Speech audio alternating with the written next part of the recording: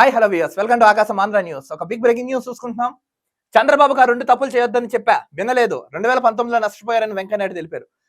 చంద్రబాబు చేయొద్దన్న 2 తప్పులు చేశారు.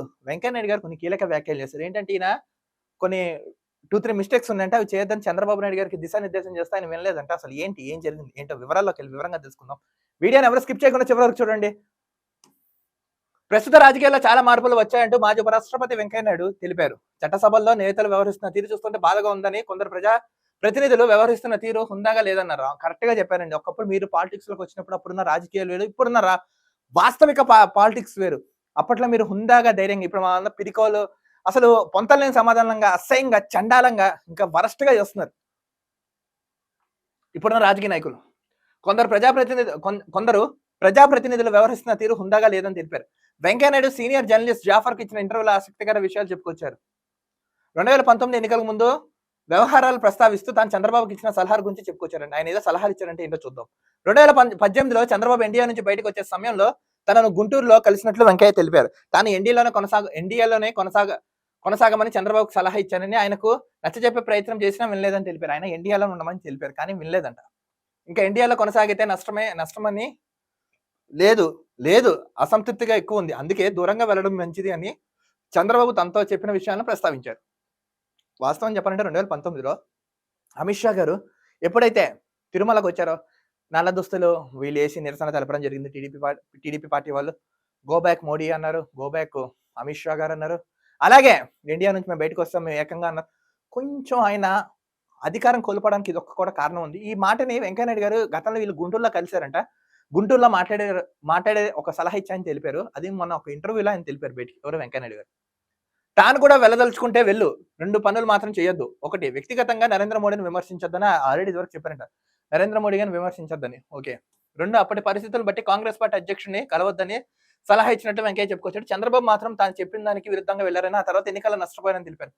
దేశ రాష్ట్ర శ్రేయస్సు దృష్టిలో పెట్టుకుని చంద్రబాబు ఎన్డీఏ నుంచి బయటకు రావద్దని చెప్పానని, కానీ ఆయన మాత్రం తన సలహాను పట్టించుకోలేదని తెలిపారు. నరేంద్ర మోడీ గారిని విమర్శించొద్దని చెప్పారు. అలాగే కాంగ్రెస్ పార్టీ అధ్యక్షుని కూడా ఎక్కువ కలవద్దు, జాగ్రత్తగా ఉండని కూడా చెప్పారంట. వీళ్ళు వినలేదట. తనకు ఉపరాష్ట్ర పదవి వస్తుందని కోరుకోలేదని వెంకయ్యనాయుడు తాను వివిధ హోదాల్లో కేంద్ర మంత్రిగా పనిచేశానని, కొనసాగినంత కాలం ప్రజా జీవితంలో ఉండి విధాన నిర్ణయాల్లో చురుకైన పాత్ర పోషించి ఆ తర్వాత రాజకీయాల నుంచి విరమించుకుని స్వచ్ఛందంగా సేవ చేయాలని అనుకున్నట్లు చెప్పుకొచ్చారు. తాను ఒకవేళ ఎవరినైనా పొగిడితే వాళ్ళ గుణగణాలు చూస్తామని, అలాగే చంద్రబాబు సాన్నిహిత్యం వల్లే తనకు రాష్ట్రపతి పదవి రాలనడం సరికాదని తెలిపారంట. నిజంగా వెంకయ్యనాయుడు గారు కరెక్ట్ గా, క్లియర్ గా, హుందాగా, మంచి తాను మర్యాద ఉంటే పక్కాడు మర్యాద ఇస్తూ చూస్తారు. కానీ ఇప్పుడు రాజకీయ నాయకులు ఉన్నారండి, వేస్ట్, నెక్కకి నాగలోకి అనుకున్నంత తేడా ఉంది. గతంలో తాను ఎన్టీఆర్ ఒకటే అని ప్రచారం చేశారు.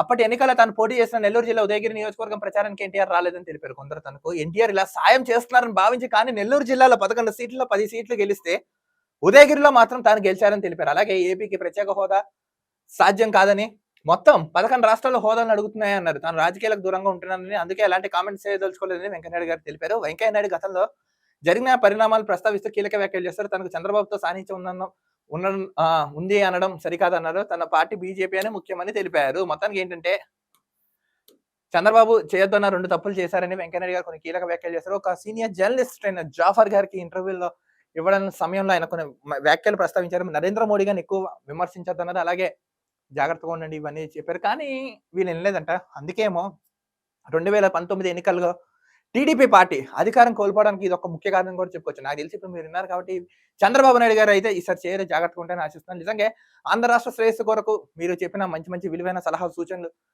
తూచా తునప్రాయంగా వీళ్ళు పాటిస్తారని ఆశిస్తాను. చంద్రబాబు చేయొద్దన్న 2 తప్పులు ఇవే అని వెంకయ్యనాయుడు గారు చెప్పడం గ్రేట్.